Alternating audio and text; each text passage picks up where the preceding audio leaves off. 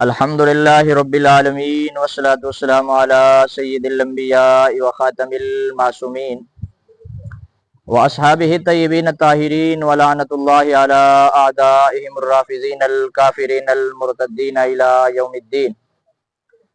اما بعد فاعوذ باللہ من الشیطان اللعین الرجیم. بسم اللہ الرحمن الرحیم. ومن يبتغي غير الاسلام دینا فلن يقبل منه وهو في الآخرة من الخاسرین. صدق اللہ العظیم. میرے واجب الاحترام گرامی قدر سامعین، ہم نے گزشتہ سبق میں اور گزشتہ اپنی گفتگو میں کچھ باتیں میں نے احباب کے سامنے ذکر کی تھی.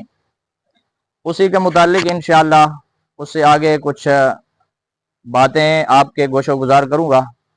آپ احباب توجہ سے سنیں، انشاءاللہ بات سمجھ میں آئے گی. دعا ہے خالق لم یزل مجھے حق سچ کہنے کی اور ہم سب کو صحیح طرح اس پر عمل کرنے کی توفیق نصیب فرمائے. اور جن دوستوں نے میری گزشتہ گفتگو کو سنا تو وہ تقریباً اس ساری گفتگو کو ذہن میں رکھیں گے تو پھر یہ میری آگے والی باتیں آپ کے ذہن میں آئیں گی.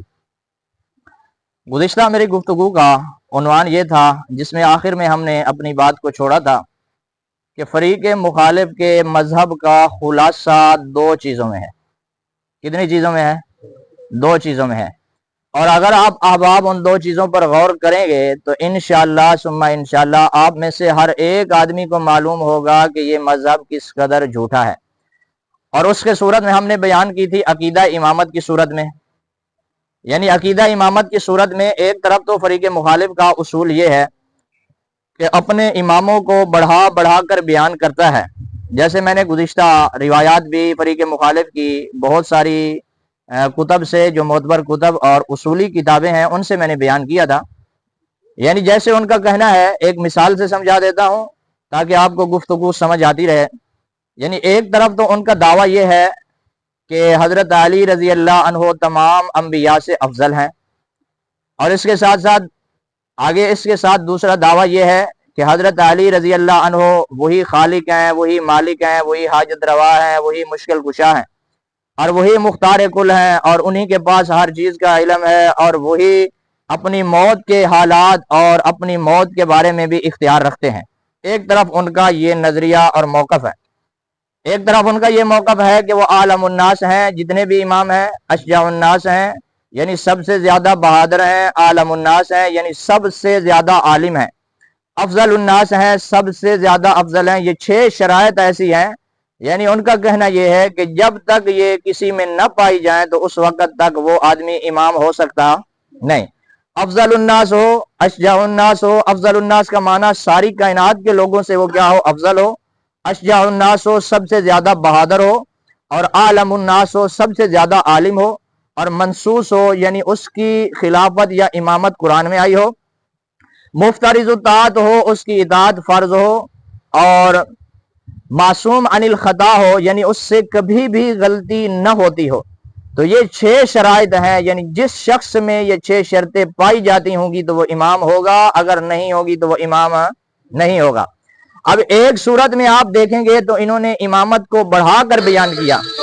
ان کا کہنا یہ ہے کہ امامت ایک ایسا منصب ہے جو نبوت سے بڑھ کر ہے. یعنی امامت ایک ایسا عہدہ ہے کہ انبیاء سے بھی، میری طرف توجہ رکھیں، میری آگے والی بات آپ کو تب سمجھ آئے گی جب آپ غور سے سنیں گے. یہ مذاق کی بات نہیں ہے، حقیقت بات ہے، اور میں فارغ آدمی نہیں ہوں کہ ایسے آپ کے لیے کھڑا رہوں. آپ غور سے سنیں گے تو انشاءاللہ اس سے آپ کو فائدہ ہوگا. تو ان کا کہنا یہ ہے کہ یہ 6 چیز جب تک شرائط نہیں پائی جائیں گی تو اس وقت تک امام نہیں ہوتا. اور دوسری طرف اگر دیکھا جائے تو دوسری طرف ان لوگوں نے جتنی اپنے ان ائمہ کی توہین کی ہے اس قدر کسی نے بھی ان کی توہین کی نہیں ہے. یعنی اگر ہم اسی بات کو الٹا کر کے دیکھیں کہ ایک طرف بڑھا چڑھا کر بیان کر دیا اور دوسری طرف اگر آئے تو ان کو ذلیل اور کمزور ثابت کر دیا. کیسے؟ ایک شیعہ سے میرا مناظرہ ہوا اور وہ کہنے لگا کہ آپ ہمارے مذہب کے بارے میں گفتگو کرتے رہتے ہیں، آپ نے کیا پہچانا؟ میں نے کہا آپ بتا دیں کہ آپ کے مذہب کا خلاصہ کیا ہے. میں نے کہا کہ جتنا ہم نے آپ کے مذہب کو پڑھا ہے یا سنا ہے تو آپ کے مذہب میں 2 چیزیں ہیں. کہنے لگا وہ کیا ہے؟ میں نے کہا آپ جب تقریر شروع کرتے ہیں تو آپ فضائل بیان کرتے ہیں. فضائل کا معنی کہ آپ بیان کرتے ہیں کہ حضرت علی انبیاء سے افضل ہیں، حضرت علی اللہ ہیں، الہ ہیں، مشکل کشا ہیں. یہ ساری چیزیں بیان کرتے رہتے ہیں۔ وہ مجھے کہنے لگا بالکل آپ کی بات درست ہے کہ ہم جب مجلس شروع کرتے ہیں تو اسی طرح کرتے ہیں۔ میں نے کہا لیکن اب میری بات دوسری سنو۔ کہنے لگا کہ دوسری بات کیا ہے؟ میں نے کہا دوسری بات یہ ہے کہ جب آپ اپنی مجلس کو ختم کرتے ہیں تو جو آپ شروع آپ نے کی تھی اس کے برعکس ختم کرتے ہیں۔ میں نے کہا اگر سننے والے سمجھدار ہوں تو اسی وقت جوتے اتار کر تمہارے منہ پہ مارے کہ آپ نے شروع میں کیا کہا تھا اور آخر میں کیا کہا تھا۔ اب اسی طرح وہ کہنے لگا کہ یہ کس طریقے سے ہے؟ میں نے کہا دیکھیں کہ آپ شروع میں فضائل بیان کرتے ہیں اور آخر میں آپ مصائب بیان کرتے ہیں۔ مصائب کا معنی کیا ہوتا ہے کہ یعنی ان پر جو مشکل آئی۔ اب شروع میں کیا کہا کہ حضرت علی رضی اللہ عنہ مشکل کشا ہے، حاجت روا ہے، ان کے پاس ہر چیز کا علم ہے، حتیٰ کہ اپنی موت کا بھی ان کے پاس اختیار ہے، اور جب تک وہ اللہ رب العالمین کے حکم کے بغیر سارا کام وہ کرتے رہتے ہیں۔ لیکن آخر میں کیا کہتے ہیں؟ آخر میں مصائب بیان کرتے ہیں۔ جب مصائب بیان ہوتے ہیں تو اس میں کیا بیان کرتے ہیں کہ حضرت علی رضی اللہ عنہ کا حق تھا اور خلافت ان سے چھینی گئی۔ اگر مشکل کشا تھا تو مشکل کشا سے کوئی خلافت چھین سکتا ہے؟ میں نے کہا اگر کوئی سمجھدار شیعہ بیٹھا ہو اور وہ آپ کی بیان کی ابتدا کو بھی سنے اور انتہا کو بھی سنے تو وہ خود فیصلہ کر سکتا ہے کہ جو اس نے پہلے کہا تھا وہ جھوٹ ہے۔ اگر مشکل کشا ہے تو پھر خلافت نہیں چھینی گئی۔ اور پھر مصائب میں ساتھ ساتھ یہ بھی بیان کرتے ہیں، یعنی فضائل میں کیا بیان کیا اور اب مصائب میں کیا بیان کرتے ہیں۔ کہتے ہیں کہ مصائب میں آگے کہتے ہیں کہ فدق بی بی کا حق تھا لیکن ان سے چھینا گیا۔ وہ بھائی جب مشکل کشا موجود تھے تو مشکل کشا کے ہوتے ہوئے کوئی چھین سکتا ہے؟ تو کوئی نہیں چھین سکتا۔ تو معلوم ہوا پہلے والی بات کو اگر درست مانا جائے تو دوسری بات غلط ہے، اگر دوسری بات کو غلط مانا جائے تو پہلے والی بات کیا ہے؟ درست مانا جائے تو پہلے والی بات غلط ہے۔ جبکہ امت مسلمہ کا موقف یہ ہے کہ یہ سارا کا سارا مذہب ہی کیا ہے؟ غلط ہے۔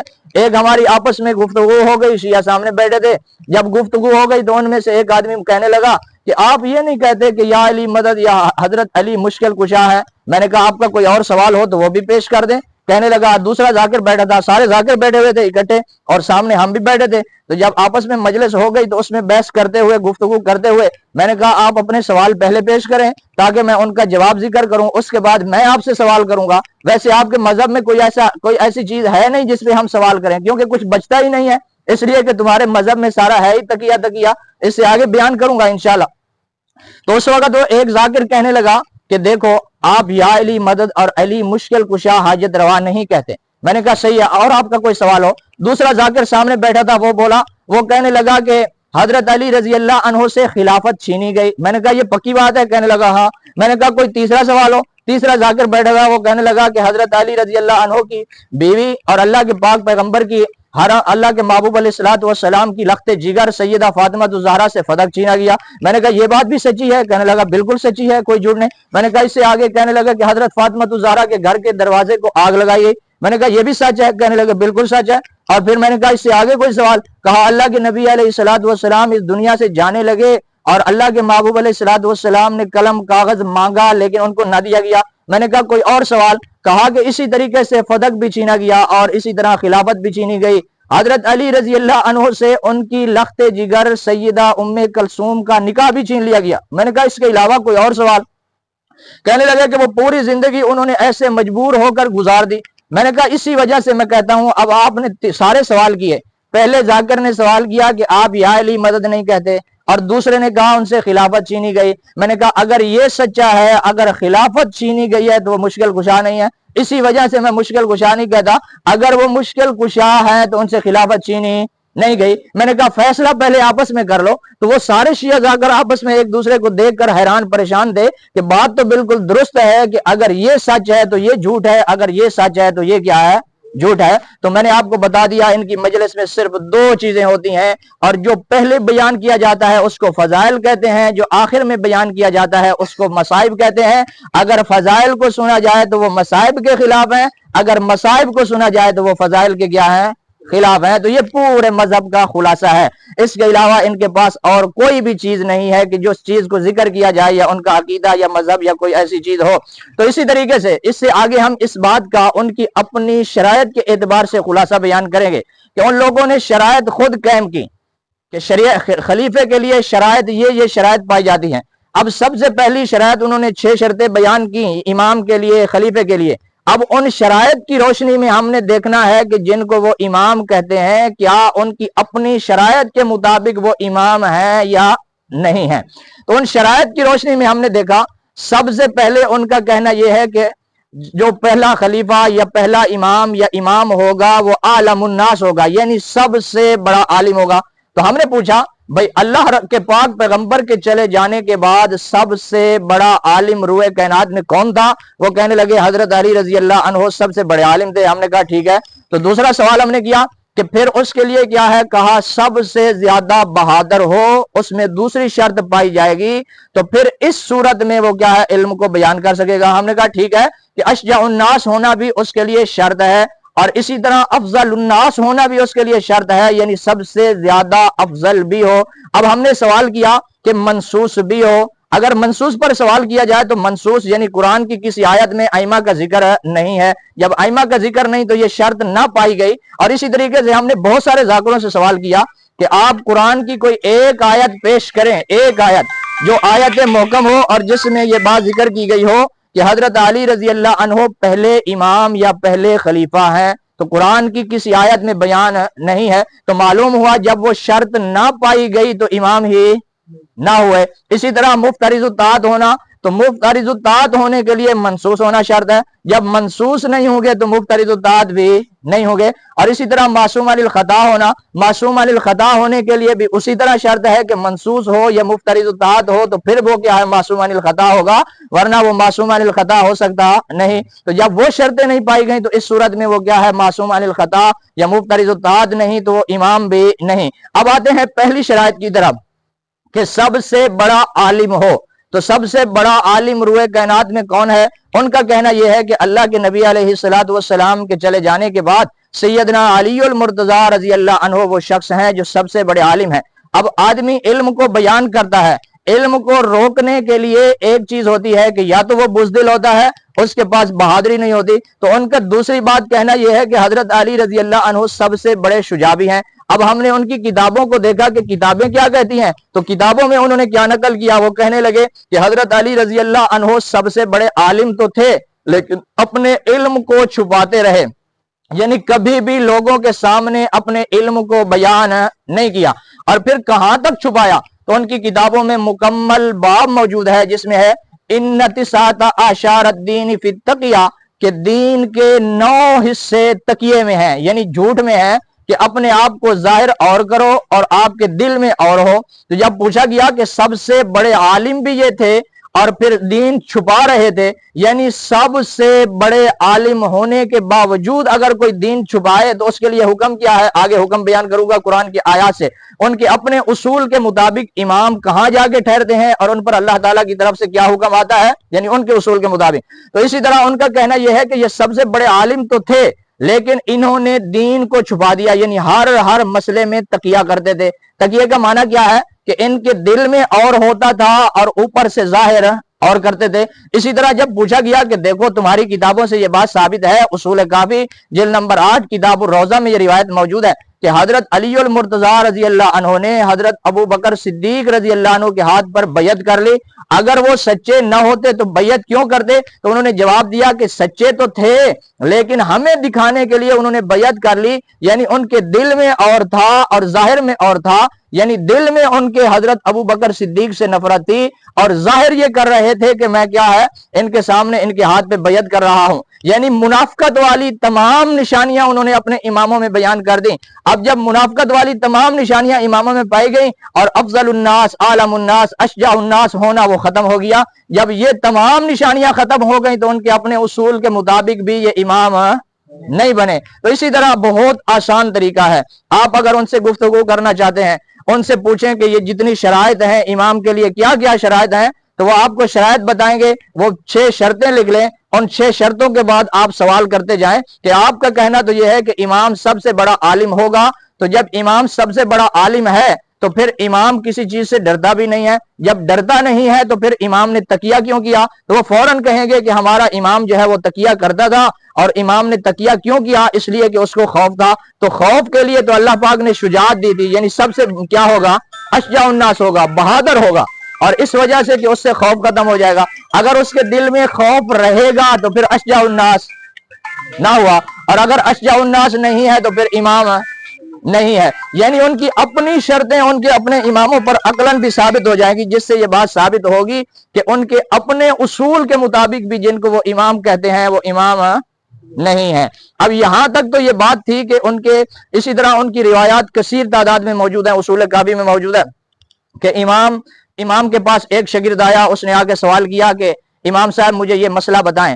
تو امام صاحب نے ایک آدمی کو ایک مسئلہ بتایا، پھر دوسرا شاگرد آیا وہی مسئلہ، اور پھر صرف یہ بھی نہیں ہے کہ سنت سے تکیہ کرتے تھے بلکہ اہل تشیع سے بھی کرتے تھے. اصول کافی میں روایات موجود ہیں، بصائر الدرجات میں روایات موجود ہیں کہ امام کے پاس ایک اپنا اہل عراق کا شیعہ آیا، امام سے سوال کرنے لگا کہ ایک مسئلہ مجھے بتا دیں. امام نے اس کو ایک مسئلہ بتایا، پھر وہ بیٹھا تھا، اس کے ساتھ دوسرا شیعہ آیا، اس نے آ کر وہی مسئلہ پوچھا، امام نے اس کو دوسری طرح مسئلہ بتایا، اور پھر تیسرا آدمی آیا، اس کو تیسری طرح مسئلہ بتایا. اب وہی شخص بیٹھا تھا، وہ امام سے پوچھنے لگا کہ امام صاحب جب وہ دونوں شیعہ چلے گئے کہ یہ آپ کے اہل عراق کے لوگ آئے تھے اور یہ آپ کی محبت میں سب سے اعلیٰ تھے، اور پھر بھی آپ نے ان کو مسئلہ غلط بتایا اور جدا جدا بتایا. تو امام کہنے لگا کہ اس کو تقیہ کہتے ہیں اور اسی میں آپ کی اور ہماری نجات ہے، یعنی جب تک اس میں رہیں گے تو اسی طرح تقیہ کرتے رہیں گے. اور پھر صرف یہی نہیں ہے کہ امام تقیہ کرتے تھے بلکہ امام تقیے کو دین کا حصہ بھی بتاتے تھے. لا دین لمن لا تقیۃ لہ، کہ جو شخص یہ جھوٹ نہیں بولتا اس کا کوئی دین ہی نہیں ہے. اور پھر صرف یہی نہیں ہے، امام ساتھ ساتھ یہ بھی کہتے تھے کہ ہمارے آباء و اجداد کا دین بھی یہی ہے کہ وہ بھی کیا کرتے رہے، جھوٹ بولتے رہے. اور پھر صرف یہاں تک ہی نہیں ہے بلکہ اپنے لوگوں کو بھی کہا کہ آپ بھی کیا کرتے جاؤ، جھوٹ بولتے جاؤ، اور آپ بھی اسی طریقے سے ہمارے دین کو چھپاتے جاؤ اور ہمارے اندر کی بات کو چھپاتے جاؤ اور ظاہر اس کے برعکس کرتے جاؤ. تو جب اس طریقے سے یہ ساری چیزیں موجود ہیں اور ان سے یہ بات ثابت ہوتی ہے کہ فریق مخالف کے اپنے اصول کے مطابق نہ تو وہ افضل الناس ہو سکتے ہیں، نہ اشجع الناس ہو سکتے ہیں، نہ بہادر ہو سکتے ہیں، اور نہ ہی وہ کیا ہے امام ہو سکتے ہیں. تو اس طرح جب آپ ان سے پوچھیں گے تو انشاءاللہ ان کے اپنے مذہب کے مطابق یہ بات ثابت ہو جائے گی کہ ان کے اپنے اصول کے مطابق جن کو وہ امام کہتے ہیں وہ امام ہے نہیں ہے. تو یہاں تک یہ بات ثابت ہو گئی کہ ان کا امامت کا نظریہ اور موقف کیا ہے. اب ہم پہلے امام کی سیرت ان کی کتابوں سے بیان کرتے ہیں. جو آج تک کہتے آئے کہ اہل سنت حضرت علی کو نہیں مانتے، میں نے کہا ہاں اس طرح نہیں مانتے جس طرح تم مانتے ہو کہ ایک طرف تم نے یہ کہا کہ ہم حضرت علی رضی اللہ عنہ کو خدا سے اور انبیاء سے افضل مانتے ہیں، اور دوسری طرف تم نے یہ کہا کہ حضرت علی رضی اللہ عنہ تقیہ باز تھے اور جھوٹ بولتے تھے اور اس طریقے سے ہمیشہ خوف کی حالت میں رہے اور اس طرح ہمیشہ زندگی گزاری. میں نے کہا اس طرح ہم نہیں مانتے جس طرح تم مانتے ہو، اور تمہاری کتابوں میں کائنات میں کوئی بھی ایسا شخص نہیں ہے کہ جس نے اس طرح حضرت علی رضی اللہ عنہ کی توہین کی ہو جس طرح شیعہ مذہب نے کی ہے.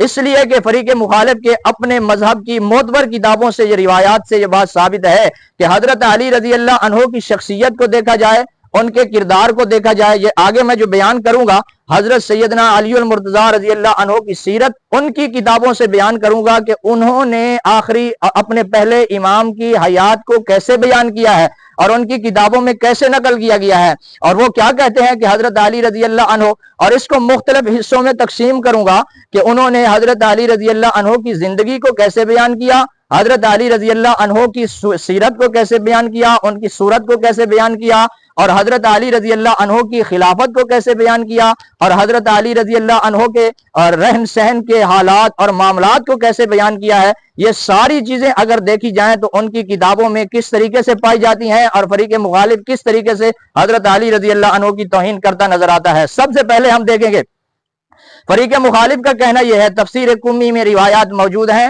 جس سے یہ بات ثابت ہوتی ہے کہ نعوذ باللہ من ذالک حضرت علی رضی اللہ عنہ کا پیٹ بڑا ہوا تھا اور حضرت علی رضی اللہ عنہ کے کندھے چوڑے تھے اور حضرت علی رضی اللہ عنہ کا چہرہ کوئی خوبصورت نہیں تھا جس وقت. اور روایات انہوں نے نقل کی ہے تفسیر قمی، اور تفسیر قمی کے علاوہ بہار الانوار میں، بہار الانوار اور بھی فریق مخالف کی بہت ساری کتابوں میں یہ روایت موجود ہے کہ اللہ کے نبی علیہ الصلوۃ والسلام نے جب چاہا کہ اپنی بیٹی لخت جگر سیدہ فاطمہ الزہرا کا نکاح حضرت علی رضی اللہ عنہ سے کر دیا جائے تو حضرت فاطمہ الزہرا کو بتایا کہ میں آپ کا نکاح حضرت علی سے کرنا چاہتا ہوں. تو حضرت علی رضی اللہ عنہ کے متعلق جب حضرت فاطمہ سے کہا تو حضرت فاطمہ رضی اللہ عنہ کہنے لگی کہ اے میرے بابا، میں نے سنا ہے کہ قریش کی عورتیں کہتی ہیں کہ جس سے آپ کے بابا نکاح کرنا چاہتے ہیں اس علی کا پیٹ بڑا ہوا ہے اور اس کے کندھے اس طرح ہے کہ جیسے اونٹ کے ہاتھ ہوتے ہیں یا اونٹ کے پاؤں ہوتے ہیں، اور اس طریقے سے اس کا رہن سہن ہے۔ تو جب میرے محبوب پیغمبر کی بیٹی نے اپنے باپ کے سامنے یہ بات ذکر کی تو اس وقت اللہ کے نبی علیہ السلام نے فرمایا کہ یہ عورتیں غلط کہتی ہیں اور آپ عورتوں کی بات پر نہ جائیں۔ تو اب یہاں دیکھیں، یعنی ان لوگوں نے حضرت علی المرتضیٰ رضی اللہ عنہ کی سیرت کو کیسے بیان کیا ہے اور کیسی شکل کو بیان کیا ہے، یعنی اس طرح کائنات میں کسی نے بھی حضرت علی رضی اللہ عنہ کی توہین نہیں کی۔ اب دوسرے نمبر کی روایت یہ بھی تفسیر قمی میں موجود ہے۔ تفسیر قمی میں موجود ہے کہ جب اللہ رب العالمین نے قرآن مقدس میں ارشاد فرمایا ان اللہ لا یستحیی ان یضرب مثلا ما بعوضۃ فما فوقہا، کہ اللہ رب العالمین کی ذات شرم محسوس نہیں کرتی کہ جو بھی چیز ہو اس کی مثال بیان کر دیتی ہے، یہاں تک کہ مچھر کی مثال بھی بیان کر دی۔ تو اللہ رب العالمین نے جب مکڑی یا مچھر کی مثال کو بیان کیا تو مشرکین نے سوال کیا کہ اللہ رب العالمین کی ذات اس طرح کی مثال بیان کرتی ہیں، تو فرمایا اللہ تعالیٰ کی ذات اس مثال کو بیان کرنے سے شرم محسوس نہیں کرتی۔ اور لفظ استعمال کیا بعوضہ۔ بعوضہ کا معنی ہوتا ہے مکھی، بعوضہ کا معنی ہوتا ہے مچھر۔ اب فریق مخالف نے تفسیر قمی میں عبارت موجود ہے، تفسیر امام حسن عسکری میں عبارت موجود ہے، اس کے علاوہ فریق مخالف کی سینکڑوں کتابوں میں یہ عبارت موجود ہے، جس سے یہ بات ثابت ہوتی ہے کہ فریق مخالف سے جب امام سے پوچھا گیا، امام جعفر صادق اس روایت کے راوی ہیں اور امام جعفر صادق اس روایت کو نقل کرتے ہیں اور بیان کرتے ہیں کہ جس وقت ایک شاگرد نے ان سے پوچھا کہ امام صاحب یہاں اللہ رب العالمین نے بعوضہ کا لفظ فرمایا ہے کہ میں مچھر کی مثال بیان کرنے سے نہیں رکتا، تو وہ مچھر کون ہے؟ تو کہا وہ مچھر علی بن ابی طالب ہیں، نعوذ باللہ من ذالک۔ اس سے آگے کیا کہتے ہیں؟ فما فوقہا، اور اللہ تعالیٰ نے فرمایا کہ اس سے اوپر کی مثال بیان کرنے سے بھی میں نہیں رکتا۔ تفسیر حسن عسکری میں ہے کہ وہ اس سے اوپر کی مثال کیا ہے، تو بتایا اس سے اوپر کی مثال مکھی ہے۔ تو وہ مکھی کون ہے؟ نعوذ باللہ من ذالک، نقل کفر نباشت۔ اس سے آگے ان کا مصنف لکھتا ہے محمد بن یعقوب کلینی اور علی بن ابراہیم قمی اپنی تفسیر قمی میں اور تفسیر حسن عسکری میں نقل کرتا ہے کہ فما فوقہا، اس سے مراد اللہ کے محبوب پیغمبر ہیں، یعنی مکھی سے مراد اللہ کے محبوب پیغمبر ہیں اور مچھر سے مراد حضرت علی بن ابی طالب ہیں۔ تو یہ دیکھیں یعنی کس طریقے سے ان لوگوں نے حضرت علی رضی اللہ عنہ کی حیات طیبہ کو اور اللہ کے محبوب پیغمبر صلی اللہ علیہ وسلم کی حیات طیبہ کو بیان کیا ہے۔ اور پھر صرف یہاں تک نہیں ہے، اس سے آگے دوسرے مقام پر فریق مخالف کی کتاب کتاب الخصائص اور شیخ صدوق کی کتاب ہے، جس میں اس نے بیان کیا کہ ایک مرتبہ امام جعفر صادق کے پاس ایک آدمی تھا، تو امام نے اس آدمی سے کہا، اس کا نام جابر تھا، اس کا شاگرد تھا، اس سے کہنے لگے کہ اللہ کے نبی کے پاس ایک ایسا خچر تھا، حمار، ایک ایسا گدھا تھا جس پر اللہ کے نبی علیہ السلام کبھی کبھی سواری کرتے تو وہ ایک دن میں کئی مہینوں کی مسافت کو طے کر لیتا۔ تو امام کہنے لگا، امام کے شاگرد نے کہا کہ اے امام صاحب آپ بتائیں کہ وہ گدھا میرے لیے بھی ہو سکتا ہے یا نہیں ہو سکتا؟ حمار کے لفظ موجود ہے، بہار الانوار میں کتاب الخصائص میں موجود ہے۔ تو امام سے جب انہوں نے سوال کیا شاگرد نے کہ کیا وہ میرے لیے بھی ہو سکتے ہیں، وہ گدھا میرے لیے بھی ہو سکتا ہے یا آپ کے لیے بھی ہو سکتا ہے؟ تو آگے سے امام نے جواب دیا کہ ہمارے اور آپ کے لیے نہیں ہو سکتا، وہ گدھا نعوذ باللہ من ذالک، نقل کفر نباشت و علی بن ابی طالب ہیں۔ تو جیسی گستاخی ان لوگوں نے کی ہے، کائنات میں کسی نے اس طرح کی گستاخی نہیں کی۔ اسی طرح دوسری کتاب کا نام تفسیر حسن عسکری ہے۔ تفسیر حسن عسکری، جس کو ان کا کہنا ہے کہ ہمارے 11ویں امام کی لکھی ہوئی تفسیر ہے، اس میں انہوں نے بیان کیا کہ ایک مرتبہ ایسے ہوا حضرت علی بن ابی طالب کی خلافت اور ولایت اور امامت کے بارے میں کہ کچھ لوگ تھے جو حضرت علی بن ابی طالب کی خلافت کا انکار کرتے تھے۔ تو اب جب ان لوگوں نے کھانا کھانا چاہا تو اس وقت ان کے کھانا منہ میں جا کر، لقمہ ان کے منہ میں جا کر پتھر بن گیا۔ تو انہوں نے پھر اس وقت آواز آئی اس لقمے سے کہ اس وقت تک ہم تمہارے گلے سے نیچے نہیں اتریں گے جب تک تم علی بن ابی طالب کو امام نہیں مان لیتے۔ تو آگے سے جواب آیا کہ ہم علی بن ابی طالب کو امام مانتے ہیں۔ جب علی بن ابی طالب کو امام مانا تو پھر دوسرے نمبر پر پھر جس وقت یہ لوگ اپنے گھر میں جانے لگے تو اس وقت ان کے پاؤں نے جواب دے دیا، جب پاؤں نے چلنا چھوڑ دیا تو پھر آواز آئی کہ آپ علی بن ابی طالب کو امام مانے. تو پاؤں سے جب آواز آئی تو وہ کہنے لگے ہم علی بن ابی طالب کو اپنا امام مانتے ہیں.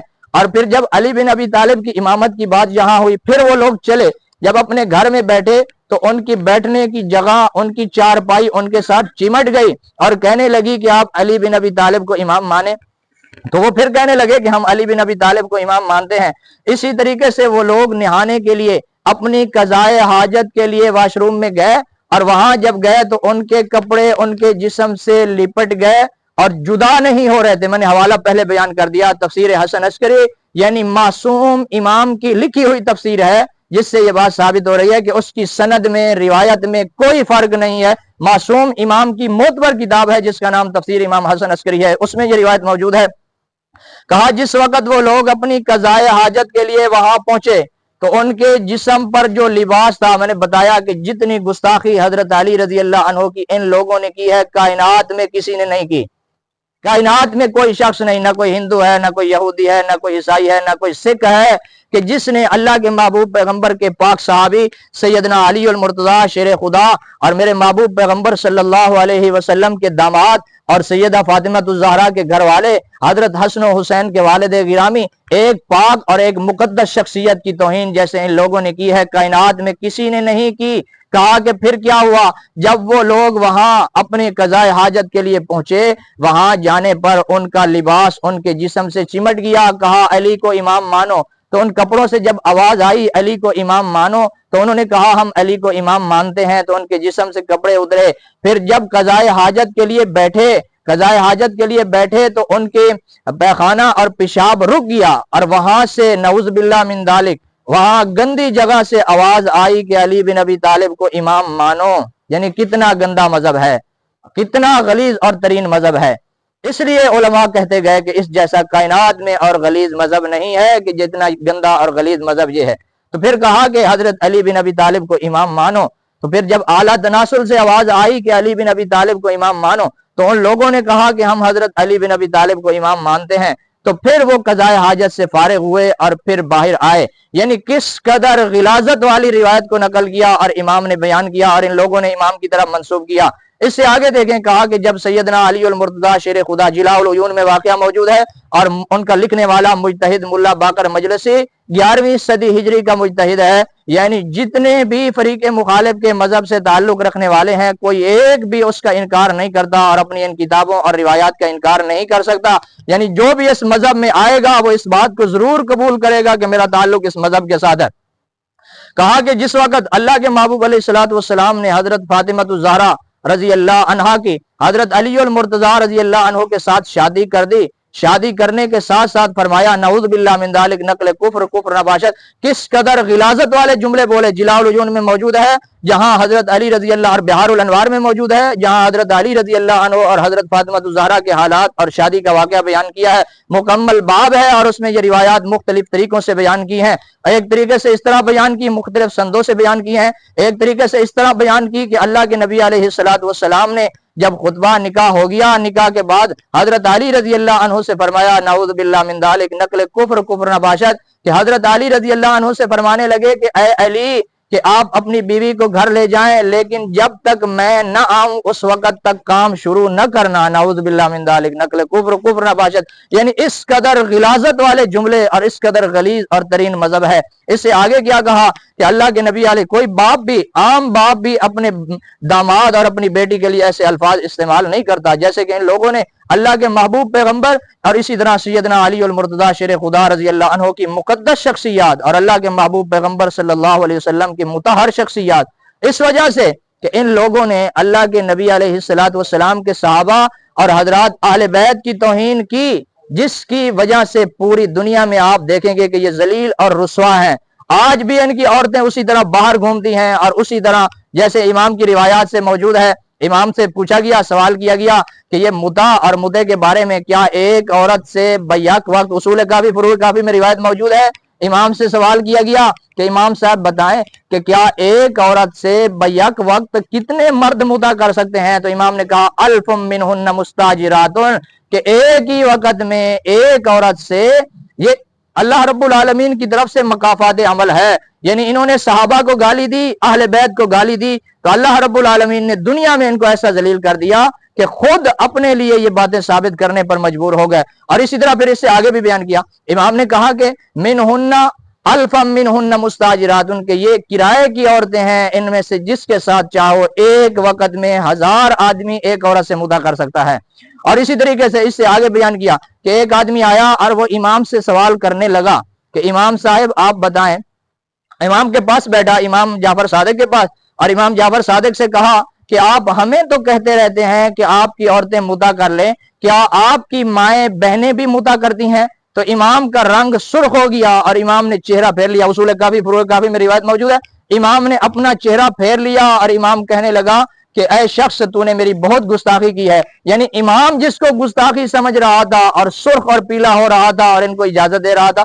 اور پھر صرف یہاں تک نہیں ہے، تہذیب الاحکام جلد نمبر 7 اس میں موجود ہے کہ اگر کوئی آدمی روزے کی حالت میں اپنی بیوی سے جماع کرے اور خلاف عمل جماع کرے، یعنی خلاف شریعت جماع کرے، تو اس حالت میں اس کا روزہ نہیں ٹوٹتا اور اس کا وضو بھی نہیں ٹوٹتا، لا غسل لہا، اس پر کوئی غسل بھی واجب نہیں ہوتا۔ تو کس قدر گندا مذہب ہے اور اماموں کی طرف منسوب کیا۔ تو اسی طریقے سے یہاں بیان کیا، یعنی کہنے لگا کہ پھر کیا ہوا، یعنی جلاء العیون میں بیان کیا ملا باقر مجلسی نے کہ اللہ کے نبی علیہ السلام نے فرمایا کہ اے علی اس وقت تک آپ کام شروع نہ کرنا جب تک میں نہ آ جاؤں۔ تو اللہ کے نبی علیہ السلام وہاں پہنچے اور اللہ کے محبوب علیہ السلام نے وہاں بیٹھ کر اللہ کے محبوب نے نعوذ باللہ من ذالک حضرت علی رضی اللہ عنہ اور حضرت فاطمہ الزہرا دونوں کے پاؤں کو ایک ہی بستر پر دراز کیا اور پھر ان کو دعا دے کر کہنے لگے کہ ابھی آپ کام کریں۔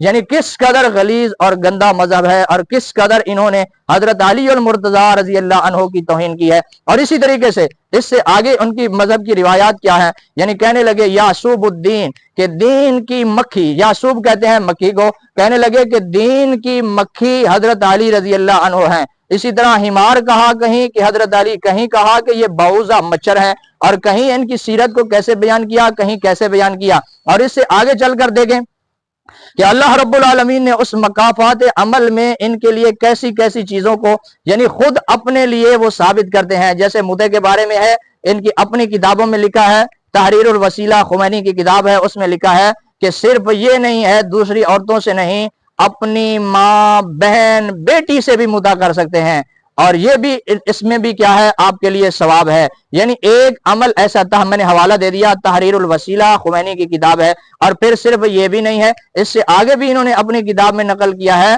کہ جوان عورت سے نہیں، معصوم بچی سے بھی مدعا کر سکتے ہیں۔ جیسے کشف اسرار میں موجود ہے، خمینی کا ایک ساتھی تھا اور خمینی کے ساتھ ایک جگہ پر جا کر رہا، اور وہاں رہنے کے ساتھ ساتھ اس نے دیکھا کہ وہاں خمینی موجود تھا۔ ان کی اپنی کتاب تھا کشف اسرار، اور کشف اسرار میں یہ واقعہ موجود ہے۔ خمینی کا اپنا ساتھی حسین الموسوی اس واقعے کو نقل کرنے والا ہے کہ میں خمینی کے ساتھ ایک جگہ پر گیا، وہاں ہم مہمان ٹھہرے، جب وہاں مہمان ٹھہرے تو وہاں ہم نے دیکھا کہ خمینی کے پاس ایک چھوٹی بچی کھیل رہی تھی جس کی عمر 6 سال سے بھی کم تھی۔ تو جس وقت ان لوگوں نے ہماری میزبانی کی، میزبانی کرنے کے بعد جب رات کا وقت ہوا، ہم سونے لگے، تو اس وقت خمینی نے ان سے یہ طلب کیا کہ یہ معصوم بچی کے ساتھ میں مدعا کرنا چاہتا ہوں۔ تو وہ وہاں جوان عورتیں بھی موجود تھیں، تو وہ آدمی الحسین موسوی جو بعد میں مسلمان ہو گیا، اس نے اس مذہب کو چھوڑ دیا اور اس نے پھر کتاب لکھی جس کا نام کشف اسرار رکھا، اور اس مصنف کا نام حسین الموسوی تھا۔ تو اس نے اس بات کو تحریر کیا کہ جب میں خمینی کے ساتھ وہاں ٹھہرا ہوا تھا اور خمینی نے یہ کام یعنی اس طرح خلاف شریعت یہ عمل کرتا رہا، ساری رات وہ معصوم بچی اس کے پہلو میں چیختی رہی اور چیختے چیختے اس کی آوازیں آتی رہیں اور میں سنتا رہا۔ تو جب صبح کا وقت ہوا اور باوجود اس کے کہ اس گھر میں جوان عورتیں بھی موجود تھیں، لیکن خمینی نے پھر بھی جوان عورتوں کے طلب نہیں کی، پھر بھی یہ کہنے لگا کہ معصوم بچی سے مدعا کروں گا۔ تو صبح کا جب وقت ہوا، حوالہ میں نے پیش کر دیا کشف اسرار الحسین موسوی کی، کہا جب صبح کا وقت ہوا تو صبح کے وقت اسی وقت اس نے خمینی نے دیکھا میرے چہرے پر کہ ایک برا تاثر تھا۔ یعنی شیعہ جو گندا ہوتا ہے اور اگر ان میں سے کچھ تھوڑی سی بھی غیرت ہو تو وہ آدمی سمجھ جاتا ہے کہ یہ کتنا غلیظ مذہب ہے۔ تو کہا کہ جب صبح ہوئی تو خمینی نے میرے چہرے کی طرف دیکھا کہ میرے چہرے پر تو ایک برا اثر تھا۔ تو خمینی مجھے کہنے لگا، ناشتے کے لیے بیٹھے تو خمینی مجھے کہنے لگا کہ آپ کا اس مسئلے کے بارے میں کیا نظریہ ہے کہ معصوم بچی سے مدعا ہو سکتا ہے یا نہیں؟ تو میں نے کہا کہ فتویٰ تو آپ کا ہوگا، کیونکہ ولی فقیہ تو آپ ہیں، تو میں تو آپ کے فتوے کی پیروی کروں گا، تو اس لیے فتویٰ آپ کا ہوگا اور میں آپ کے فتوے کے پیچھے چلوں گا، جیسے آپ کہیں گے تو ویسے آپ کا حکم ہوگا۔ اور پھر اس کے بعد اس نے تحریر الوسیلہ میں، اسی طرح کتاب الہدایہ میں اس نے اس بارے میں تحریر کیا کہ معصوم بچی سے بھی مدعا کیا جا سکتا ہے۔ تو اب ہر آدمی خود فیصلہ کر سکتا ہے کہ کس قدر غلیظ اور گندا مذہب ہے اور کس قدر اس مذہب میں ان چیزوں کو پھر صرف یہاں تک بیان نہیں کیا، اس سے آگے بھی بیان کیا۔ ان کی کتاب موجود ہے جس کے بہار الانوار ہے، بہار الانوار میں روایت ہے، آپ نے دیکھا عید غدیر مناتے ہیں، تو عید غدیر کا پس منظر کیا ہے؟ انہوں نے عید غدیر کے پس منظر میں لکھا کہ اللہ کے نبی علیہ السلام ان کے کتابوں کے حوالوں سے ان کے امام اول کی ان کے اصول کے مطابق، یہ بات آپ نے یاد رکھنی ہے، حضرت علی المرتضیٰ امت مسلمہ کے موقف کے مطابق اسی طرح احترام اور قابل عزت ہے جس طرح حضرت ابو بکر صدیق ہیں، جس طرح حضرت عمر بن خطاب ہیں، جس طرح حضرت عثمان ہے، جس طرح باقی صحابہ ہیں، تو ہم اسی طریقے سے حضرت علی المرتضیٰ رضی اللہ عنہ کو اپنے لیے عزت اور اسی طریقے سے اپنی آنکھوں کا نور اور اپنے سر کا تاج سمجھتے ہیں۔ اگر کسی آدمی کے دل میں حضرت علی المرتضیٰ یا اہل بیت میں سے کسی ایک کے بارے میں بھی ذرہ بھر بغض ہو تو وہ قطعاً مسلمان ہو سکتا نہیں ہے۔ تو امت مسلمہ کا موقف یہ ہے، لیکن ہم ان کی کتابوں سے بیان کر رہے ہیں کہ انہوں نے اماموں کی توہین کیسے کی ہے، انہوں نے اپنی کتابوں میں حضرت علی المرتضیٰ رضی اللہ عنہ کے بارے میں کیا کیا تحریر کیا ہے۔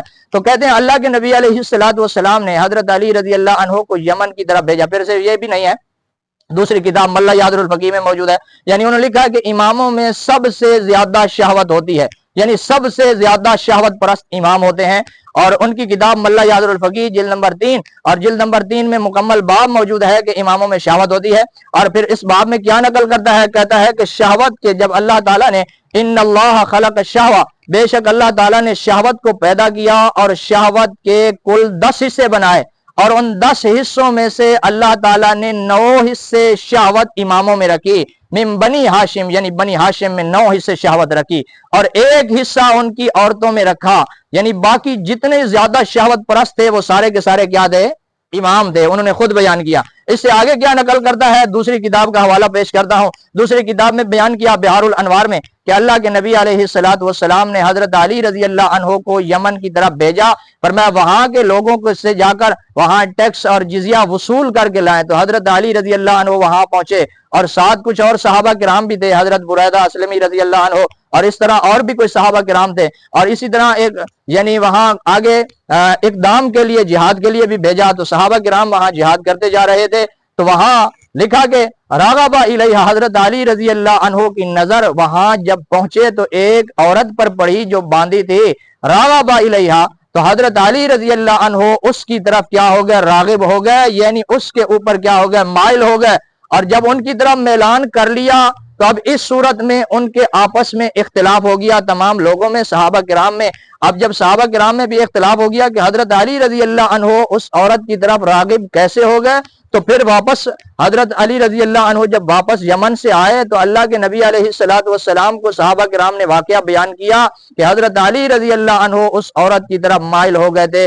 یعنی امام کی کس قدر توہین کی ہے، کس قدر بیان کیا ہے کہ امام کا کرتوت اور کام کیا تھا، یعنی ان کے اصول کے مطابق کہ امام کیا کرتا تھا، اللہ کے نبی علیہ السلام نے کس کام کے لیے بھیجا اور امام نے وہاں جا کر کیا کام کیا۔ پھر صرف یہاں تک بھی نہیں ہے، اس سے آگے ان کی کتاب القصائص میں موجود ہے کہ حضرت علی رضی اللہ عنہ، میں نے کہا کہ سیرت ہم ان کی کتابوں سے بیان کریں گے کہ ہم حضرت علی کو ایسے نہیں مانتے جیسے تم مانتے ہو، جس قدر تم نے گستاخیاں کی ہیں اس قدر امت مسلمہ حضرت علی رضی اللہ عنہ کو نہیں مانتی۔ جیسے تم نے کہا ہے کہ حضرت علی رضی اللہ عنہ نے تقیہ کیا، ہم حضرت علی رضی اللہ عنہ کو تقیہ باز نہیں مانتے، ہم حضرت علی رضی اللہ عنہ کو بہادر مانتے ہیں اور امت مسلمہ کا شیر مانتے ہیں۔ حضرت علی رضی اللہ عنہ کو امت مسلمہ کے لیے اپنا رہبر اور پیشوا مانتے ہیں۔ ہم حضرت علی رضی اللہ عنہ کو اس طرح بزدل تقیہ کرنے والا نہیں مانتے، اور ہم یہ بھی نہیں مانتے کہ حضرت علی رضی اللہ عنہ کے گھر کا دروازہ جلایا گیا اور حضرت علی رضی اللہ عنہ گھر میں بیٹھے رہے اور کوئی آگے سے نہ دفاع کیا نہ اقدام کیا۔ اور اسی طرح ہم یہ بھی نہیں مانتے کہ حضرت علی رضی اللہ عنہ کی گھر والی سیدہ فاطمہ الزہرا کا حق چھینا گیا اور حضرت علی رضی اللہ عنہ نے آگے سے کوئی دفاع نہ کیا۔ اور اسی طرح ہم یہ بھی نہیں مانتے، یعنی جیسے تم مانتے ہو ہم حضرت علی کو ویسے مانتے نہیں ہے. ہم حضرت علی رضی اللہ عنہ کو اللہ کے نبی کا صحابی مانتے ہیں اور امت کے لیے پیشوا اور رہبر مانتے ہیں. اس طرح نہیں مانتے جیسے تم مانتے ہو. تو میں نے کہا ہم ان کی کتابوں سے بھی بیان کریں گے کہ وہ کس طرح مانتے ہیں. کہا کہ حضرت علی رضی اللہ عنہ کا ایک طریقہ تھا, کتاب الخصائص ہے اور اس میں موجود ہے کہ حضرت علی رضی اللہ عنہ کا ایک طریقہ تھا. وہ طریقہ کیا تھا؟ دیکھیں کس قدر گستاخی کرتے ہیں امام کی. کہا طریقہ یہ تھا کہ لونڈیوں کو خریدتے تھے. جب لونڈیوں کو خرید لیتے, خریدنے کے لیے کیا عمل کرتے تھے کہ لونڈیوں کے جسم سے ان کے کپڑے اٹھاتے تھے اور غور سے دیکھتے تھے, یعنی ان کی شرمگاہ کو دیکھتے تھے اور پھر خریدتے تھے. نعوذ باللہ من ذالک, نقل کفر نباشت. کس قدر غلیظ اور کس قدر یعنی انہوں نے اپنے ائمہ کی توہین کی ہے اور اپنے ائمہ کے بارے میں بیان کیا ہے. تو اسی طرح کہا کہ جب امام وہاں پہنچا تو امام کی نظر کیا اس عورت کے اوپر پڑی, راغب الیہا, اس عورت کی طرف امام کی شہوت اور امام اس کی, اور یہ تو بیان کر ہی دیا کہ امام کی میں شہوت کتنی پائی جاتی ہے, یعنی سب سے زیادہ شہوت امام میں پائی جاتی ہے اور اس کے علاوہ باقی لوگوں میں کم شہوت پائی جاتی ہے. اور اس سے آگے کیا نقل کیا کہ جب وہاں سے واپس آئے تو اللہ کے نبی, یہ واقعہ غدیر جو بیان کرتے ہیں کہ اس میں اللہ کے نبی علیہ الصلوۃ والسلام نے فرمایا من کنت مولا فہذا علی مولا. تو اس واقعے کا پس منظر بیان کر رہا ہوں کہ جو ان لوگوں نے اپنی کتابوں میں نقل کیا ہے کہ یہ واقعہ غدیر پھر کیسے ہوا. اس سے آگے نقل کرتے ہیں کہ جب حضرت علی رضی اللہ عنہ اور صحابہ کرام وہاں سے واپس آئے, وہاں سے واپس آنے کے بعد اللہ کے محبوب علیہ الصلوۃ والسلام کے پاس پہنچے تو اللہ کے نبی علیہ الصلوۃ والسلام کو صحابہ کرام نے بتایا کہ حضرت علی رضی اللہ عنہ نے یہ عمل کیا ہے. تو اللہ کے نبی علیہ الصلوۃ والسلام نے فرمایا کہ من کنت مولا, کہ میری وجہ سے, میں محمد کی وجہ سے حضرت علی کو کیا کر دو, معاف کر دو. من کنت مولا, جس کا میں دوست ہوں وہ علی کو دوست رکھے. تو اس وقت اللہ کے محبوب علیہ الصلوۃ والسلام نے یہ ارشاد فرمایا کہ جو مجھے دوست رکھتا ہے وہ علی کو کیا رکھے, اپنا دوست رکھے. تو یہ ہے فریق مخالف کی مذہب کی کتابوں سے. پھر صرف یہاں تک بھی نہیں, انہوں نے اپنی کتابوں میں کلوزہ بھی نقل کیا. یہ چھپکلی کو کہتے ہیں, یعنی حضرت علی رضی اللہ عنہ کی شکل ایسی تھی جیسے کلوزہ. کتاب کا نام بہار الانوار ہے اور اس میں موجود ہے. اس کے علاوہ بہت ساری روایتیں ہیں جو فریق مخالف نے اپنی کتابوں میں نقل کی ہے. یعنی اس کے اوپر ایک مستقل لمبا عنوان بن سکتا ہے کہ جس میں بیان کیا جائے کہ فریق مخالف کے مذہب کی کتابوں میں حضرت علی رضی اللہ عنہ اور حضرت فاطمہ الزہرا, اور اسی طرح صرف یہاں بھی نہیں ہے, انہوں نے باقی ائمہ کی بھی توہین کی ہے. ایک امام کے بارے میں, امام رضا کے بارے میں نقل کیا ہے کہ امام رضا ایسا امام تھا کہ جس کی عورتیں اپنے سر پر کبھی دوپٹہ نہیں کرتی تھی اور ہر وقت لوگوں کا آنا جانا ان کے گھر میں رہتا تھا. یعنی کس قدر لا یکنہ عنا, کہ اپنے سر پر ان کی بیٹیاں بنات ہننا, ان کی بیٹیاں کبھی بھی کپڑا نہیں کرتی تھی اور ہمیشہ اور یہ روایت اصول کافی میں موجود ہے, فروع کافی میں موجود ہے اور تہذیب الاحکام میں موجود ہے, اور اسی طرح اس کے علاوہ اور کتابوں میں موجود ہے. اور اسی طرح اس سے آگے حضرت علی رضی اللہ عنہ کے بارے میں انہوں نے اپنی کتاب میں اپنے 3 کتابیں, 4 کتابیں ان کی معتبر کتابیں ہیں, ان 4 کتابوں میں 3 کتابوں میں یہ روایت پائی جاتی ہے, سوائے ایک کتاب کے ملا یحضر الفقی کے 3 کتابوں میں یہ روایت پائی جاتی ہے. اور اتنی گندی روایت ہے کہ امام کی طرف منسوب کیا ہے کہ امام جعفر صادق نے کیا کہا, اولو, اس کے سب سے پہلی شرمگاہ جو ہم سے غصب کر لی گئی وہ حضرت ام کلثوم کی شرمگاہ ہے. یعنی یہ نہیں کہا کہ حضرت علی رضی اللہ عنہ نے اپنے ہاتھوں سے نکاح کر کے دے دیا, یہ کہا کہ ہم سے یہ شرمگاہ کیا کر لی گئی, چھین لی گئی. اور صرف میں نے بتایا ان کے بنیادی کتابیں 4 کتابیں ہیں جن میں سے اصول کافی ہے اور اسی طرح تہذیب الاحکام ہے, ملا یحضر الفقی ہے, استبصار ہے. ان 4 کتابوں میں 3 کتابوں میں یہ روایت پائی جاتی ہے اور اس کے علاوہ بہار الانوار میں پائی جاتی ہے, اس کے علاوہ الشافعی ترجمہ اصول کافی میں پائی جاتی ہے, اس کے علاوہ اور بہت ساری کتابیں ہیں جلاء العیون میں پائی جاتی ہے, اس کے علاوہ اور بہت ساری کتابیں ہیں جن میں یہ روایت پائی جاتی ہے. اور پھر صرف یہاں تک ہی بیان نہیں کیا, اس سے آگے بیان کیا, کہا کہ جس وقت حضرت فاطمہ الزہرا رضی اللہ عنہا حضرت ابوبکر صدیق سے فدق کا مطالبہ کرنے کے لیے آئیں تو حضرت علی رضی اللہ عنہ کو گالیاں دے رہی تھیں. اگر یہ حق الیقین کا حوالہ موجود ہے, بہار الانوار کا حوالہ موجود ہے, تفسیر قمی کا حوالہ موجود ہے, کیسے گالیاں دے رہی تھیں اگر آپ سوچیں گے تو حیران رہ جائیں گے کہ یہ کیسی کیسی گالیاں انہوں نے نقل کی ہیں.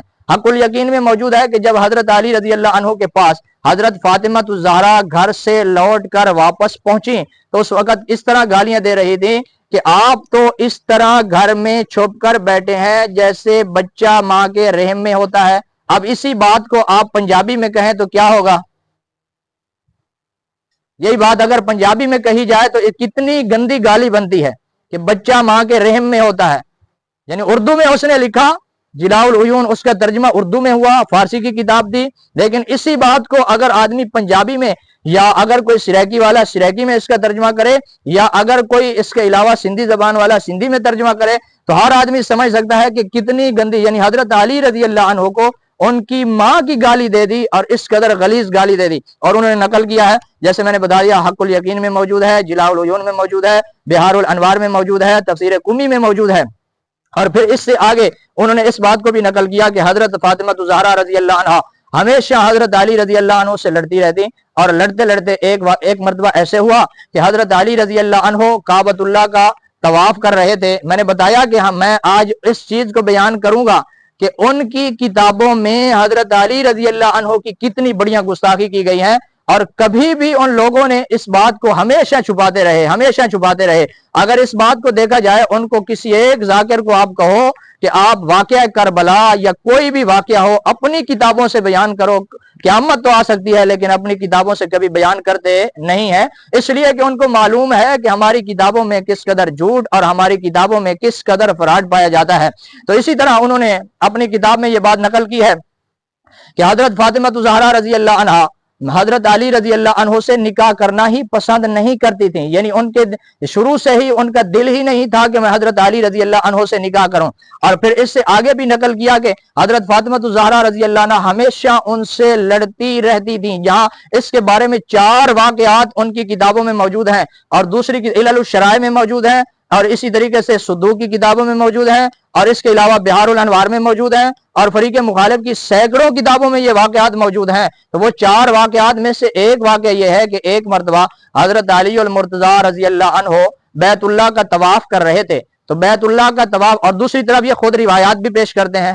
روایت کیا پیش کرتے ہیں کہ اللہ کے نبی علیہ الصلوۃ والسلام نے فرمایا الفاطمۃ بذات منی، فاطمہ میرے جگر کا ٹکڑا ہے، اگر کسی نے فاطمہ کو تکلیف دے دی تو اس نے میرا دل دکھا دیا، یعنی جس نے فاطمہ کا دل دکھایا اس نے کس کا دل دکھایا؟ میں محمد کا دل دکھایا، اور جس نے محمد کا دل دکھایا اس نے اللہ رب العالمین کو ناراض کر دیا۔ خود روایت بھی بیان کرتے رہتے ہیں، اور دوسری طرف 5 سے 6 واقعات انہوں نے اپنی کتابوں میں نقل کیے ہیں، اور اللہ کے نبی علیہ الصلوۃ والسلام نے ساتھ یہ بھی فرمایا کہ جس نے دنیا میں مجھے تکلیف دے، جس نے میری زندگی میں فاطمہ کو تکلیف دے دی، گویا کہ اس طرح ہے کہ اس نے میری موت بعد موتی، میری موت کے بعد فاطمہ کا دل دکھایا، میرا دل دکھایا، اور جس نے میری موت کے بعد حضرت فاطمہ کو تکلیف دے دی، گویا کہ یوں ہے کہ اس نے دنیا میں میری زندگی میں میرا کیا کیا ہے؟ دل دکھایا ہے۔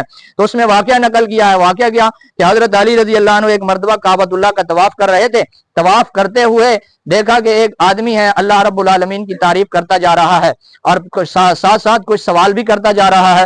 پھر اس کے ساتھ ساتھ دوسری مرتبہ پھر طواف کے لیے آئے، جب دوسرے دن پھر طواف کے لیے آئے تو اسی طرح وہ آدمی اپنے رب کا شکر بھی ادا کرتا جا رہا ہے۔ جب تیسرے دن طواف کے لیے آئے تو پھر دیکھا کہ وہ آدمی کچھ سوال کرتا جا رہا ہے، یعنی پہلے اللہ کی تعریف کرتا جا رہا تھا، پھر دوسرے دن اللہ کا شکر کرتا جا رہا تھا، اور جب تیسرے دن آئے تو دیکھا کہ وہ آدمی کچھ سوال کرتا جا رہا تھا۔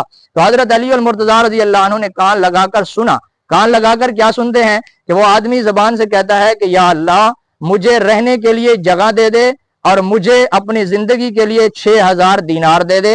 تو حضرت علی المرتضیٰ رضی اللہ عنہ نے جب یہ بات سنی تو اس کے قریب ہوئے اور اس سے پوچھا کہ آپ ان دیناروں کو کیا کریں گے؟ تو وہ بتانے لگا کہ 2000 دینار میں یہ فلاں ضرورت پہ خرچ کروں گا، 2000 دینار فلاں ضرورت پہ، اور 2000 دینار کی میں فلاں چیز خرید لوں گا۔ جب اس نے یہ کہا تو حضرت علی المرتضیٰ رضی اللہ عنہ نے اس شخص سے کہا کہ آپ میرے ساتھ چلے آؤ۔ اس کو اپنے ساتھ لے کر آئے اور دیکھا کہ ایک باغ تھا، اور اس باغ کو اللہ کے نبی علیہ الصلوۃ والسلام نے حضرت فاطمہ الزہرا کو دیا تھا۔ حضرت فاطمہ الزہرا اور اللہ کے نبی علیہ حضرت علی رضی اللہ عنہ اور حضرت حسن و حسین، ان دونوں کی آپس میں یعنی زندگی گزر رہی تھی اس باغ کے خرچے سے۔ تو جب حضرت علی المرتضیٰ رضی اللہ عنہ نے اس باغ کو جا کر کسی صحابی کو بیچ دیا اور وہاں سے ان کو 12000 دینار ملے، اور وہ 12000 دینار کا بیچ کر واپس آئے اور ان میں سے 6000 دینار اس شخص کو دے دیے، اور اس شخص کو کہا کہ یہ جو تو اپنے رب سے دعا مانگ رہا تھا تو آپ کی یہ دعا قبول ہو گئی، آپ اس کو لے کر چلے جائیں۔ یہ واقعہ نقل کیا ہے، میں سارا واقعہ آپ کو بیان کر رہا ہوں۔ اس سے آگے نقل کرتا ہے کہ جب باقی 6000 دینار بچے، حضرت علی المرتضیٰ رضی اللہ عنہ اپنے گھر کے دروازے پر آئے، اور اپنے گھر کے دروازے پر پہنچے تو ایک سائل آیا اور اس نے سوال کیا تو حضرت علی المرتضیٰ رضی اللہ عنہ نے وہ 6000 دینار اس کو دے دیے۔ اب جب گھر میں داخل ہوئے تو حضرت فاطمہ الزہرا کو کہنے لگے کہ میرے پاس جو کچھ تھا وہ میں نے تقسیم کر دیا۔ حضرت فاطمہ الزہرا نے عرض کی کہ میں نے آپ کو کہا تھا کہ گھر میں کھانے پینے کے لیے کچھ نہیں، آپ کچھ خرید کر لائیں، تو بتایا کہ آپ کا جو باغ تھا میں نے اس باغ کو بھی بیچ دیا ہے۔ تو حضرت فاطمہ الزہرا نے حضرت علی رضی اللہ عنہ کا لباس پکڑا، سامنے سے ان کا کرتا پکڑا اور کھینچ رہی تھی اور ان کے چہرے پر تماچے لگا رہی تھی۔ تو اللہ رب العالمین نے نعوذ باللہ من ذالک کس قدر یعنی اللہ کے نبی کی گستاخی، اللہ کے نبی کی لخت جگر کی گستاخی اور حضرت علی المرتضیٰ رضی اللہ عنہ کی گستاخی، یعنی کس قدر گندا مذہب ہے۔ اگر امت مسلمہ اس کو سوچے اور سمجھے کہ اس طرح ان لوگوں نے گستاخی کی ہے اور اپنے ائمہ کی زندگی کو بیان کیا ہے کہ کائنات میں کسی نے اس طرح اماموں کی گستاخی نہیں کی، اور کہا کہ حضرت فاطمہ الزہرا نے حضرت اللہ کے نبی، اور یہ انہوں نے فضائل میں بیان کیا ہے۔ کس میں بیان کیا ہے؟ فضائل میں بیان کیا ہے کہ حضرت علی کی فضیلت کیا ہے۔ اس سے آگے کہنے لگے کہ حضرت علی المرتضیٰ رضی اللہ عنہ کے چہرے پر مار رہی تھی اور ان کا کرتا پکڑا ہوا تھا، ان کا گریبان پکڑا ہوا تھا اور کھینچ رہی تھی۔ باب معاشرت علی و فاطمہ، یہ اس کا عنوان ہے، یعنی حضرت علی اور حضرت فاطمہ کے رہن سہن کی زندگی کے معاملات کیسے تھے۔ یہ اسی طرح بہار الانوار میں موجود ہے، علل الشرائع میں موجود ہے، شیخ صدوق کی کتاب ہے، بہار الانوار ملا باقر مجلسی کی کتاب ہے۔ اس سے آگے کیا کہتا ہے؟ کہتا ہے کہ تھوڑی دیر کے بعد اللہ رب العالمین نے حضرت جبریل امین کو حکم دیا کہ آپ اے میرے محبوب پیغمبر، اللہ تعالیٰ کا حکم ہے کہ آپ چلے جائیں، حضرت علی اور حضرت فاطمہ کے درمیان میں صلح کرائیں اور بتائیں، حضرت فاطمہ کو کہیں کہ آپ کو کوئی حق نہیں ہے کہ آپ حضرت علی کو ماریں یا ان کا کرتا کھینچیں۔ تو کہا کہ پھر اللہ کے نبی علیہ الصلوۃ والسلام آئے اور انہوں نے آ کر ان کی کیا کروا دی، آپس میں صلح کروا دی۔ اس سے آگے واقعہ نقل کیا ہے، ایک دوسرا واقعہ نقل کیا ہے۔ اب یہاں دیکھیں، اور پھر اللہ کے نبی یہاں اس سے واقعہ آگے بھی بیان کیا، کہا کہ جب اللہ کے محبوب علیہ الصلوۃ والسلام پہنچے تو اللہ رب العالمین نے حکم دیا، فرمایا کہ اور صحابہ کو بلا لو۔ تو اللہ کے نبی علیہ الصلوۃ والسلام نے حضرت علی کو بھیجا، فرمایا کہ اے علی چلے جاؤ، ابو بکر کو بلا کر لاؤ، عمر کو بلا کر لاؤ، عثمان کو بلا کر لاؤ۔ جب ان کو بلا کر لائے، توجہ میری طرف رکھیں، جب ان کو بلا کر لایا گیا تو اللہ کے نبی علیہ الصلوۃ والسلام نے اس وقت ارشاد فرمایا کہ الفاطمہ بذات منی، فاطمہ میرے جگر کا ٹکڑا ہے، جس نے فاطمہ کو تکلیف دے دی اس نے میرا دل دکھایا، اور جس نے میرا دل دکھایا تو اس نے اگر میری زندگی میں میرا دل دکھایا، فاطمہ کا دل دکھایا تو میرا دل دکھایا، اور اگر میری موت کے بعد اس نے فاطمہ کو تکلیف دے دی پھر بھی اس نے ایسے ہے کہ جیسے میری زندگی میں میرا دل دکھایا، اور جس نے میں محمد کا دل دکھایا تو اس پر اللہ کی ذات ناراض ہے۔ تو اللہ کے نبی علیہ الصلوۃ والسلام ان کے اصول کے مطابق اس وقت کہا تھا کہ جب حضرت علی رضی اللہ عنہ اور حضرت فاطمہ الزہرا کی آپس میں لڑائی ہوئی۔ اب آپ سے سوال کرتے ہیں نا، پوچھتے ہیں کہ حضرت امیر معاویہ حضرت علی کے آپس میں اختلاف ہوا، آپ بھی پوچھیں نا، حضرت فاطمہ اور حضرت علی کا بھی اختلاف ہوا، حضرت حسن اور حضرت حسین بھی لڑے تھے، حضرت عباس اور حضرت علی کی بھی لڑائی ہوئی تھی، تم بھی بتاؤ نا۔ اب ایک طرف معصوم کہتے ہو، ہیں بھی خاندان بنو ہاشم، ہیں بھی آپس میں رشتہ دار، ایک چچا ہے ایک بھتیجا ہے، لڑائی تو ان کی بھی ہوئی ہے، حضرت علی اور حضرت عباس کی بھی لڑائی ہوئی ہے۔ حضرت عباس کہہ رہے تھے ھذا غادر خائن، کہ اے عمر بن خطاب آپ میرے درمیان میں اور حضرت علی کے درمیان میں، حضرت علی کے بارے میں کہہ رہے تھے غادر خائن، کہ اس خائن کے درمیان میں اور میرے درمیان میں آپ صلح کروا دیں۔ تو آپ بھی پوچھیں نا کہ یہاں بھی لڑائی تو ہوئی ہے نا، پھر کیا نتیجہ ہوا؟ آپ سے سوال کرتے رہتے ہیں، آپ کیوں نہیں پوچھ سکتے؟ حضرت عباس اور حضرت علی کی بھی لڑائی ہوئی، حضرت فاطمہ اور حضرت علی کی بھی لڑائی ہوئی، حضرت حسن اور حضرت حسین کی بھی آپس میں لڑائی ہوئی۔ تو اب بتاؤ ہمیں سچا کون ہے؟ نہیں سمجھ آئی بات؟ اب بتاؤ ہمیں سچا کون ہے؟ تو معلوم ہوا کہ یہ آپس کے اختلافات ہوتے رہتے ہیں اور یہ آپس کی زندگی کا مسئلہ تھا، لیکن یہاں میرے بتانے کا مقصد یہ ہے کہ حضرت علی رضی اللہ عنہ اور حضرت فاطمہ کے بارے میں ان لوگوں نے کیسی گستاخی کی۔ پھر صرف یہاں تک نہیں ہے کہ اتنی گستاخی کی ہو، دوسرا واقعہ نقل کیا کہ اللہ کے نبی علیہ الصلوۃ والسلام نے حضرت جعفر طیار رضی اللہ عنہ کو بھیجا، اور حضرت جعفر طیار جب حبشہ کی طرف چلے گئے اور پھر وہاں سے واپس آئے، ایک اور غزوے میں بھیجا، اور وہاں سے ان کو ایک لونڈی ہدیے میں مل گئی، اور جب وہ لونڈی لے کر واپس آئے تو انہوں نے وہی لونڈی حضرت علی رضی اللہ عنہ کو ہبہ کر دی، ہدیہ کر دی۔ تو اب وہ لونڈی حضرت علی رضی اللہ عنہ کے گھر میں اسی جگہ پر رہتی تھی جس گھر میں حضرت فاطمہ الزہرا رہتی تھی۔ تو حضرت فاطمہ الزہرا نے ایک مرتبہ دیکھا کہ حضرت علی رضی اللہ عنہ اس لونڈی کے ران پر سر رکھ کر سوئے ہوئے ہیں، تو حضرت دیکھیں اب غلاظت دیکھیں کیسے گندے لفظ استعمال کیے، یعنی کائنات میں اس طرح کا کسی نے بھی نہ اللہ کے نبی کی توہین کی اور نہ کسی صحابی کی، نہ کسی اہل بیت کی توہین کی جس قدر ان لوگوں نے توہین کی۔ یعنی حضرت علی رضی اللہ عنہ نعوذ باللہ من ذالک نقل کفر نباشت، جو اللہ کے نبی کے صحابہ کس قدر غیرت مند تھے، اہل بیت کس قدر غیرت مند تھے، اور یہ کس قدر بے غیرت بتانا چاہتا ہے کہ اللہ کے نبی علیہ الصلوۃ والسلام کے صحابی حضرت علی رضی اللہ عنہ اپنی بیوی کے سامنے اس لونڈی کی ران پر سر رکھ کے سوئے تھے۔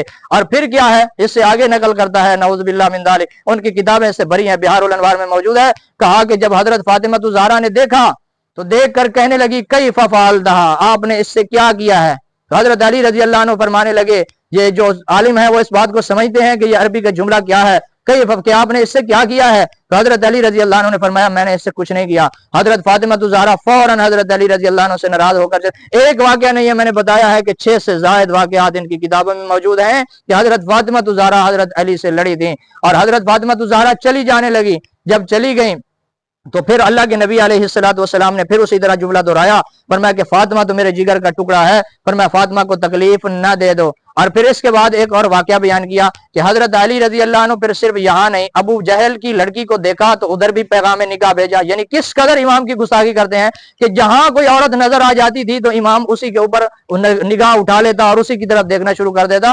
تو ان لوگوں نے نقل کیا ہے کہ ایک آدمی نے آ کر حضرت فاطمہ، ان کی کتاب میں نے بتا دیا جلاء العیون میں موجود ہے، اسی طرح بہار الانوار میں موجود ہے، اس کے علاوہ ان کی سینکڑوں کتابوں میں یہ واقعات موجود ہیں کہ ایک شخص نے آ کر حضرت علی المرتضیٰ رضی اللہ عنہ کو، حضرت فاطمہ الزہرا کو بتایا کہ حضرت علی رضی اللہ عنہ نے ابو جہل کی لڑکی کی طرف پیغام نکاح بھیجا ہے۔ تو میرے محبوب پیغمبر کی بیٹی حضرت فاطمہ الزہرا کو جب یہ خبر ملی، فرمایا فوراً غصے میں آ گئیں اور اپنے بیٹے حضرت حسن اور حضرت حسین کو اٹھایا اور حضرت ام کلثوم کی انگلی پکڑی اور ساتھ لے کر چلی۔ اب اس سے ایک مسئلہ یہ بھی ثابت ہو گیا کہ حضرت ام کلثوم کی عمر اس وقت زیادہ تھی، یعنی بعد میں یہ کہتے ہیں کہ حضرت عمر سے نکاح کیسے ہو گیا، ان کی عمر تو 9 سال بنتی ہے۔ تو حضرت فاطمہ الزہرا کا نکاح جب ہوا تھا عمر اس وقت بھی 9 سال تھی۔ حضرت فاطمہ الزہرا کی عمر اگر ان کی کتابوں کے مطابق دیکھا جائے 8 سال 7 سال یا 9 سال بنتی ہے، اس سے زیادہ عمر نہیں ہے۔ اگر وہاں نکاح نہیں ہوتا تو نکاح یہاں بھی نہیں ہوتا۔ تو اس بات کو آپ بھی یاد کریں نا، جب آپ سے سوال کرتے ہیں پوچھتے ہیں کہ یہ نکاح کیسے ہوا، عمر تو بنتی نہیں، تو آپ بھی کہیں نا کہ حضرت فاطمہ کا نکاح جب ہوا تو عمر کتنی تھی؟ اپنی کتاب، وہ کہے کہ تمہاری کتاب، اس کو کہے ہماری کتابوں کو نہیں، اپنی کتاب سے بتا، کیونکہ تیرا مذہب تیری کتابوں میں دیکھا جائے گا، ہماری کتابوں میں نہیں دیکھا جائے گا۔ تو اس طرح انہوں نے نقل کیا کہ اب ابو جہل کی اس لڑکی کی طرف انہوں نے پیغام بھیجا۔ جب پیغام بھیجا تو حضرت فاطمہ الزہرا نے اپنے ہاتھ میں ام کلثوم کا ہاتھ پکڑا، یعنی حضرت حسن حضرت حسین سے ام کلثوم بڑی تھی۔ جس ام کلثوم کا نکاح کس سے ہوا؟ حضرت عمر بن خطاب سے ہوا۔ تو یہ پھر سوال کرے گا، کہے گا کہ اس کی عمر تو تھوڑی بنتی تھی، تو یہ نکاح کب ہوا؟ 16 ہجری میں ہوا۔ تو 16 ہجری تک تو حضرت ام کلثوم کی عمر کم بنتی تھی۔ میں نے کہا شادی کب ہوئی؟ 2 میں ہوئی۔ جب 2 ہجری میں شادی ہوئی تو اب آگے سب سے پہلے پیدا ہونے والی لڑکی کون سی تھی؟ حضرت ام کلثوم تھی۔ ان کے بعد پیدا ہونے والے لڑکے کون تھے؟ حضرت حسن تھے۔ پھر پیدا ہونے والے حضرت حسین تھے۔ یعنی ایک سال کا وقفہ ہے، تو سب سے پہلے ام کلثوم پیدا ہوئی، اس لیے کہ اس کی کتابیں بتا رہی ہیں اور بنیادی اصولی کتابیں بتا رہی ہیں کہ جب حضرت فاطمہ الزہرا ناراض ہو کر جا رہی تھی، حضرت ام کلثوم کو اٹھایا نہیں ہے، حضرت حسن کو کندھے پہ اٹھایا، حضرت حسین کو دوسرے کندھے پہ اٹھایا اور حضرت ام کلثوم کی انگلی پکڑی، یعنی اتنی بڑی تھی کہ وہ چل سکتی تھی۔ تو اس سے یہ بات ثابت ہو گئی کہ سب سے بڑی بیٹی جو تھی وہ کون تھی؟ حضرت ام کلثوم تھی۔ اور پھر اسی ام کلثوم کے ساتھ سیدنا عمر بن خطاب رضی اللہ عنہ کا نکاح ہوا۔ تو اصل مقصد جو میں بتا رہا تھا وہ بتانا یہ تھا کہ اللہ کے نبی علیہ الصلوۃ والسلام کی بیٹی، انہوں نے اپنے ایک بیٹے کو کندھے پہ اٹھایا، دوسرے کو دوسرے کندھے پہ، اور ہاتھ پکڑ کر اپنی بیٹی کو لے کے جا رہی تھی۔ اور جب وہاں پہنچی تو اللہ کے نبی علیہ الصلوۃ والسلام نے دیکھا تو پوچھا فاطمہ کیسے آنا ہوا؟ جب حضرت فاطمہ الزہرا کو دیکھا تو اپنی جگہ سے کھڑے ہوئے اور پوچھا کہ فاطمہ کیسے آنا ہوا؟ تو حضرت فاطمہ الزہرا نے بتایا کہ یا رسول اللہ، حضرت علی کے بارے میں یہ بات آئی ہے کہ وہ ابو جہل کی لڑکی سے نکاح کرنا چاہتے ہیں۔ اب دیکھیں یعنی کس قدر انہوں نے امام کے بارے میں بیان کیا کہ ایک کافر کی لڑکی سے وہ کیا کرنا چاہتا تھا؟ اللہ کے قرآن کی نافرمانی کرنا چاہتا تھا، جبکہ قرآن مقدس میں موجود ہے وَلَا تَنكِحُوا الْمُشْرِكَاتِ، فرمایا مشرک عورتوں سے نکاح نہ کرو، اور اس کے باوجود امام کیا کر رہا تھا؟ نکاح کر رہا تھا، کافر عورت سے پیغام بھیجا اور نکاح کرنا چاہ رہا تھا۔ اس سے آگے دیکھیں آگے کیا نقل کرتا ہے کہ اللہ کے نبی علیہ الصلوۃ والسلام اسی وقت اٹھے، فرمایا اللہ کے محبوب علیہ الصلوۃ والسلام نے وضو کیا اور غصے کی حالت میں تھے اور اللہ پاک سے دعا مانگتے رہے، اور پھر حضرت فاطمہ الزہرا کا ہاتھ پکڑا، حضرت فاطمہ الزہرا کو لے کر گئے۔ جب وہاں پہنچے تو حضرت علی رضی اللہ عنہ کو دیکھا کہ گھر میں موجود نہیں ہے۔ حضرت علی رضی اللہ عنہ مسجد میں لیٹے ہوئے ہیں، اور جب مسجد میں اللہ کے محبوب علیہ الصلوۃ والسلام گئے، وہاں دیکھا کہ حضرت علی رضی اللہ عنہ نے وہاں جتنی مٹی تھی یا جو چٹائیاں تھی ان کو اکٹھا کر کے سر کے نیچے رکھا ہوا تھا اور وہاں سوئے ہوئے تھے۔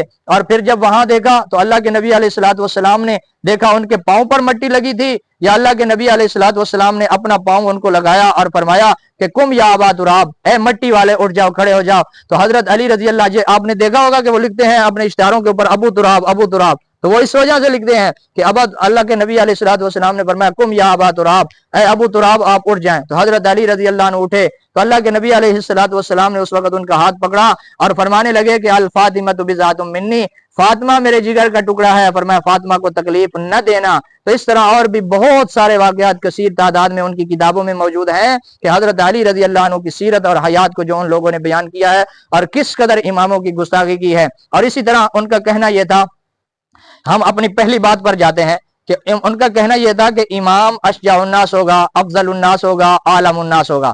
اب ہم اسی طرح سوال کرتے ہیں کہ آپ کے اصول کے مطابق امام عالم الناس بھی تھے یا نہیں تھے؟